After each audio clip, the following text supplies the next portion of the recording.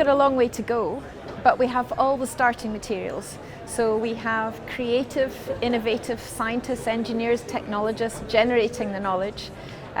We have an appetite for different things, new things in our economy.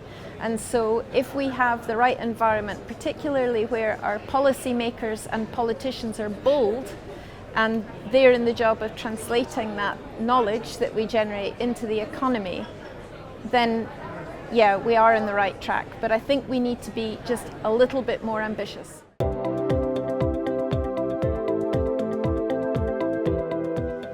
The one really important thing that scientists, engineers and technologists could do is talk.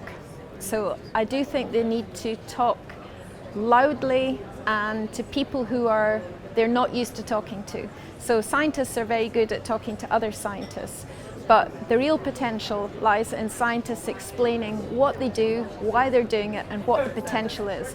And you need to talk to citizens, because at the end of the day, politicians and then policymakers, they listen to citizens because citizens elect them. And so our job I'm a scientist, and I realize that the most important thing I can do is to communicate what I do and the value of it. And that's how you get people engaged. So that's the most important thing we can do. I think industry, I would say exactly the same to them. People do not necessarily trust industry. So they think that industry is motivated entirely by profit and for no other reason. Whereas many highly innovative industries are trying to achieve something. They're trying to achieve a low carbon environment. They're trying to achieve renewable products. They're contributing to the bioeconomy.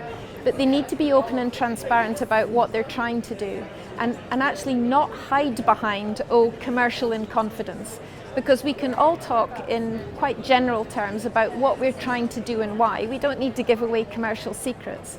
And I think that if people understand what the biotechnology business is about, because we understand who they are and that they're people just like us, then I think citizens get excited by that and are looking forward to what's going to be produced by these innovative companies.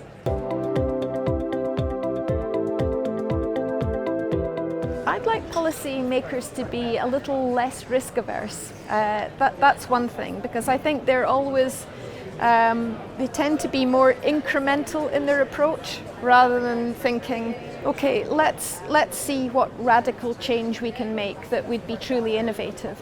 And the other thing I think policymakers need to be very careful about is that they do not develop policy which is focused largely at big business.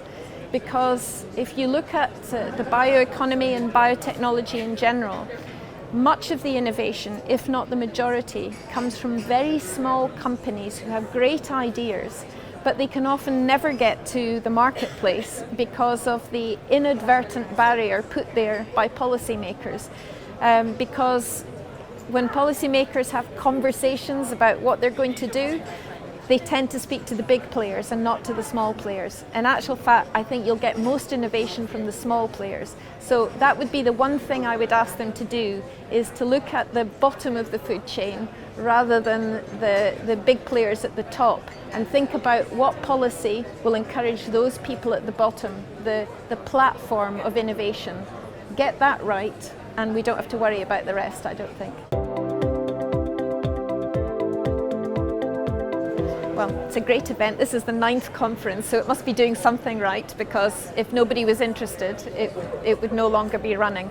It's a great venue. I'm Scottish, but Glasgow is fantastic. My hint to conference attendees would be, I had simply the most amazing taxi journey here, speaking to the taxi driver who was telling me all about the bioeconomy. So I think people here are interested and excited. The conference itself, there's so much to look at, so much to see, but why do you come to these things? It's to meet people. It's to the unexpected. So it's not just to say hello to old friends, but it's to meet new friends, and that for me equals new opportunities. So why wouldn't you do that?